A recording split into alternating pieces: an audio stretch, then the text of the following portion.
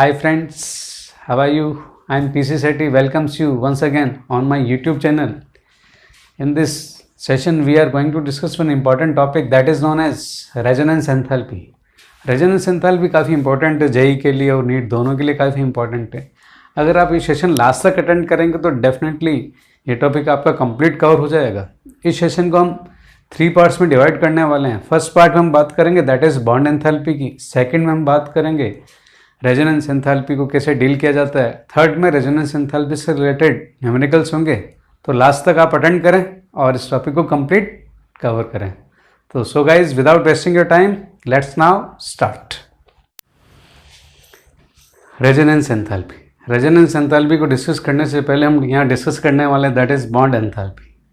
Bond enthalpy क्या होता है? बॉन्ड को डिसोसिएट करने के लिए दी गई enthalpy that is known as bond enthalpy. Bond dissociation enthalpy और बॉन्ड एनर्जी भी इसको बोला जाता है. एंथैल्पी को हम कांस्टेंट पी पर हम डिफाइन करते हैं, पर ठीक है एंथैल्पी हो सकता है, एनर्जी हो सकता है. 1 मोल बॉन्ड के लिए इसको डिफाइन करते हैं और किसके लिए डिफाइन करते हैं? Only for gaseous molecule. अगर गैसियस मॉलिक्यूल नहीं है तो आप उसको पहले गैसियस स्टेट में ला दें, सब्लिमेशन एनर्जी दे दें जिससे वो गैसियस स्टेट में आ जाए. तो 1 मोल गैसियस मॉलिक्यूल को उसके एटम्स में कन्वर्ट करने के लिए जो एंथैल्पी की रिक्वायरमेंट होती है उसे बोला जाता है बॉन्ड डिसोसिएशन एंथैल्पी. अब मॉलिक्यूल भी 2 टाइप से हो सकते हैं. होमो एटॉमिक हो सकते हैं और डायटोमिक हो सकते हैं और पॉलीएटॉमिक हो सकते हैं. डायटोमिक में क्या होगा? Like H2. H2 को कन्वर्ट करना है किसमें? 2H में कन्वर्ट करना है. इतनी एनर्जी दे दी 435 किलो जूल पर मोल. या Cl2 है उसमें 242 kilo joule. That is bond enthalpy. तो डायटोमिक मॉलिक्यूल के लिए कोई प्रॉब्लम नहीं. डायटोमिक मॉलिक्यूल में क्या enthalpy required to dissociate 1 mole bond presents in gaseous diatomic molecule. But अगर पॉलीएटॉमिक मॉलिक्यूल लाइक CO2 है, अमोनिया है, H2 है, जिसमें एक ही टाइप के बॉन्ड को ब्रेक करने के लिए अलग अलग स्टेज पर डिफरेंट अमाउंट की एंथैल्पी की रिक्वायरमेंट होती है. जब डिफरेंट अमाउंट की एंथैल्पी की रिक्वायरमेंट होती है तब उस कंडीशन हम एवरेज का यूज करते हैं. It required to break 1 mole of bonds of a particular type in gaseous molecules like water है. फर्स्ट बॉन्ड को ब्रेक करने के लिए 498 किलो जूल पर मोल एनर्जी दी जाती है. सेकेंड के लिए 430 किलो जूल पर मोल एनर्जी दी जाती है. तो हम यहाँ पर क्या करेंगे? दोनों का एवरेज निकाल लेंगे. एवरेज कैसे निकालेंगे? That is 498 plus 430 divided by 2 that is 464 kilo joule per mole आ जाता है. तो ये तो बात हुई बॉन्ड एंथैल्पी की बात हुई.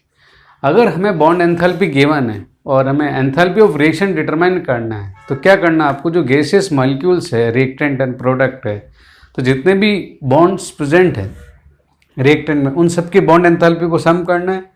प्रोडक्ट में जितने भी उन सबको सम करना है और दोनों को माइनस कर देना है, सब्ट्रैक्ट कर देना है, जिससे आपके पास क्या आ जाएगा? That is enthalpy of reaction आ जाए. Resonance enthalpy.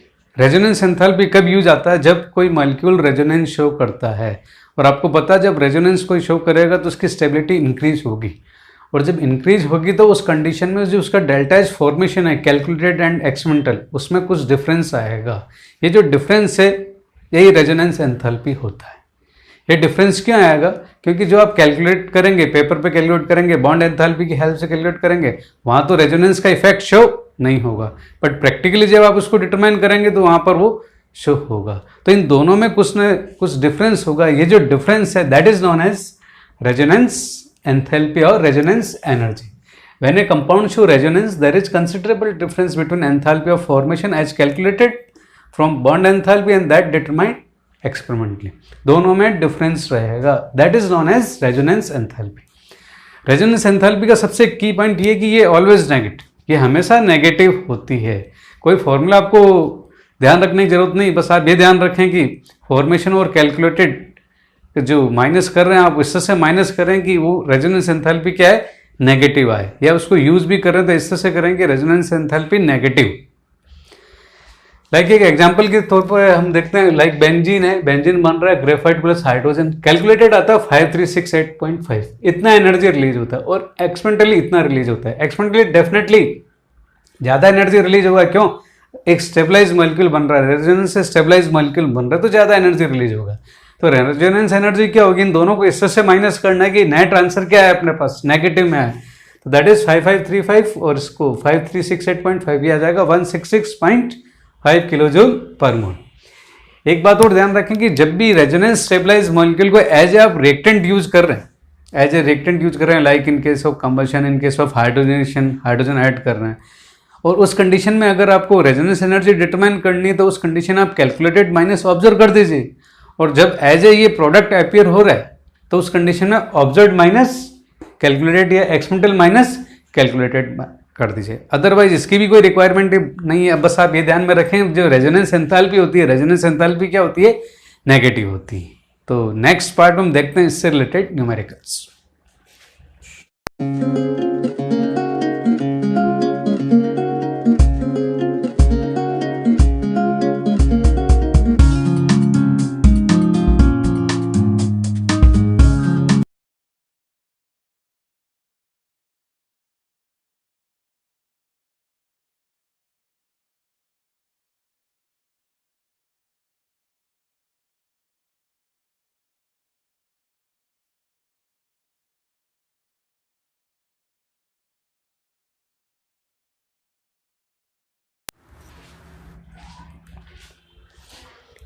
इस न्यूमेरिकल में हमें हाइड्रोजनेशन एंथैल्पी गिवन है साइक्लोहेक्सेन की, और रेजोनेंस एंथैल्पी हमने पूछा है बेंजीन की।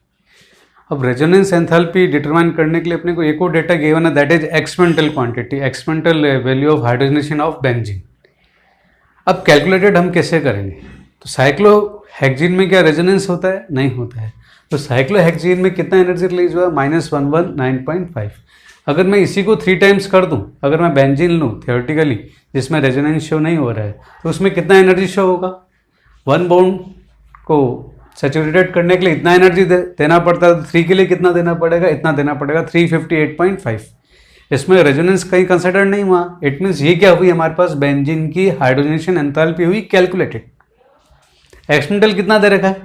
-150.4। ये कम क्यों है? बिकॉज जब रेजोनेंस स्टेबलाइज मॉलिक्यूल को एज ए रिएक्टेंट जब आप यूज करेंगे, तब आपको रेजोनेंस एनर्जी की इक्विवेलेंट एनर्जी आपको उसमें देनी पड़ेगी, तब जाकर वो डिकम्पोज होगा, डिसोसिएट होगा। तो रेजोनेंस एनर्जी कैसे हम डिटरमाइन करेंगे? वैसे तो आपको बता रखा है, दोनों को इससे से माइनस करो, क्या है डिफरेंस क्या आ जाए? माइनस आ जाए। और otherwise resonance energy is equal to calculated minus experimental. Calculated कितना है? कैलकुलेटेड हमारे पास इतना है, और एक्सपेरिमेंटल कितना है? 150.4। तो डिफरेंस आ जाएगा, that is -208.1 kilo joule per मोल। ये इसका आंसर हो जाएगा।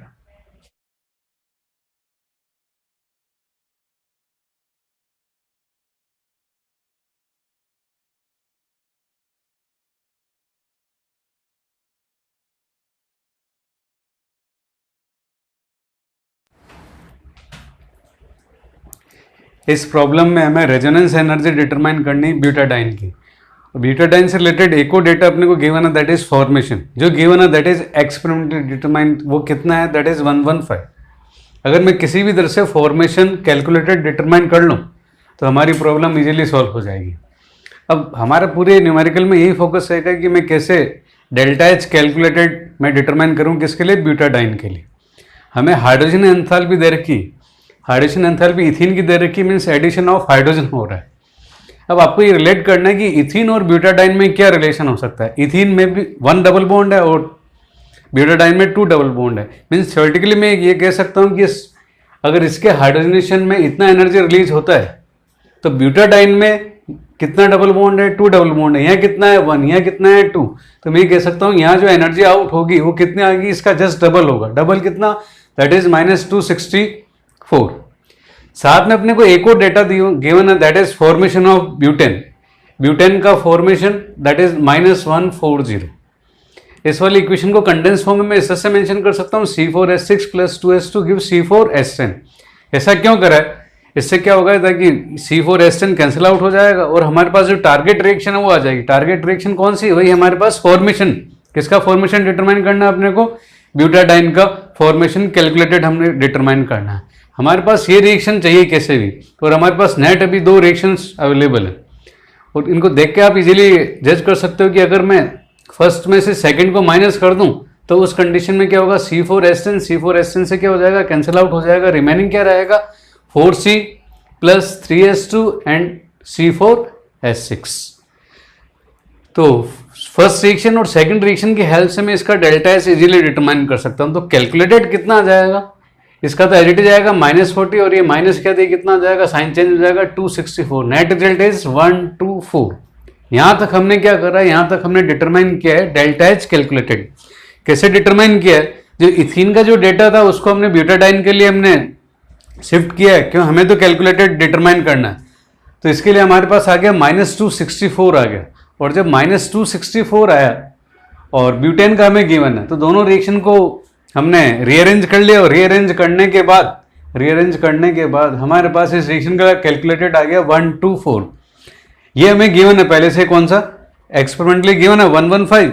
दोनों को सेम प्लेटफॉर्म पे लिया है कि एक्सपेरिमेंटली गिवन है 115 और हमने गिवन डेटा की हेल्प से डिटरमाइन कर लिया, दैट इज 124। जब दोनों आ गए मेरे पास तो मैं इजीली डिटरमाइन कर सकता हूँ रेजोनेंस एनर्जी क्या है। आपको पता है रेजोनेंस एनर्जी नेगेटिव होगी और आपके पास फॉर्मूला भी है, तो दोनों का आप माइनस कर देंगे तो कितना आ जाएगा, -9 किलो जूल पर मोल। और आप इससे भी कर सकते हैं, एक्सपेरिमेंटली कितना है 115 माइनस कैलकुलेटेड कितना है 124, दोनों का डिफरेंस निकाल लिया, that is -9 kilo joule per मोल।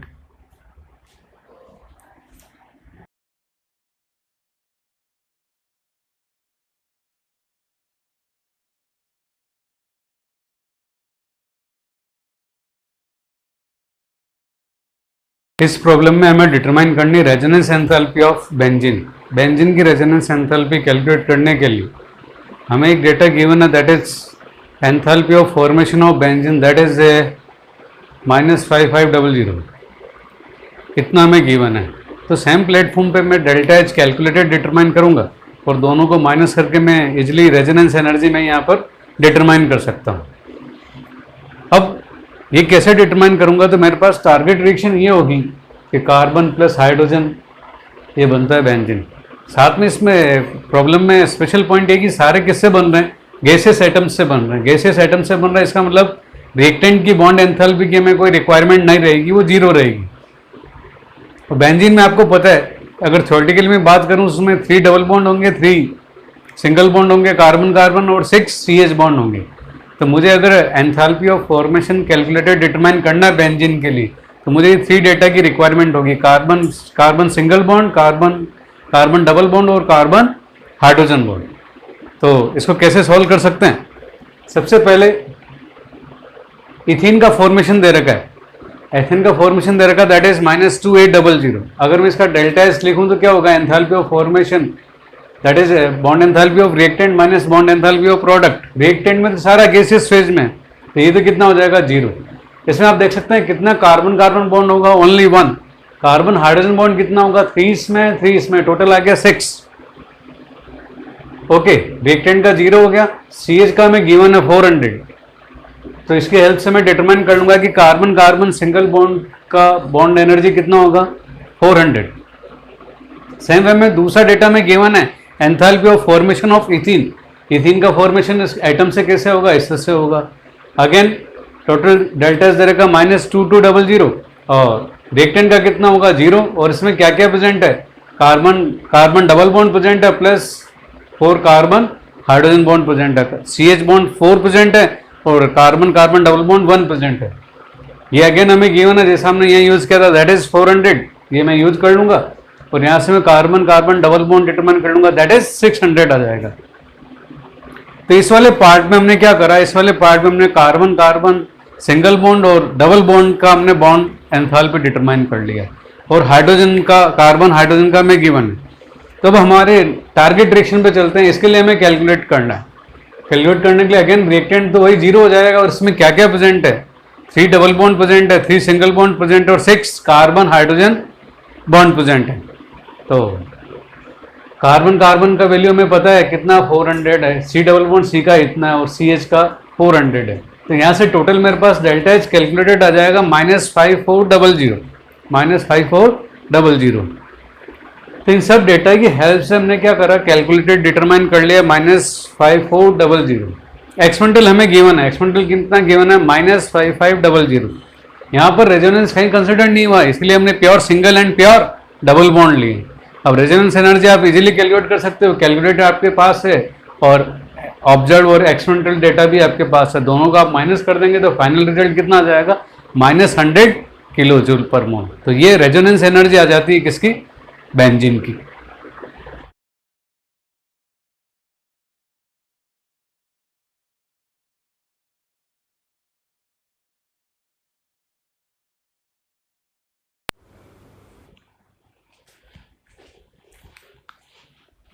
इस न्यूमेरिकल में C3H8 प्रोपेन गिवन है, प्रोपेन की रिएक्शन हम करवा रहे हैं ऑक्सीजन के साथ और बन रहा है CO2 और H2।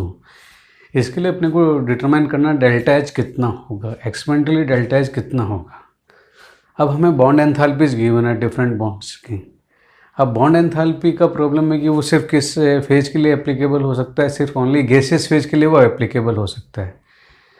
बट यहाँ पर जो CO2 है वो रेजोनेंस स्टेबलाइज मॉलिक्यूल है और H2 किस में बनता है, ऑक्सीडेशन रिएक्शन में लिक्विड में बनता है। बस इन दो पर अपने को ध्यान देना है। तो मैं क्या करूँगा, पहले गैसियस फेज में इसके लिए डेल्टा H में डिटरमाइन कर लूँगा।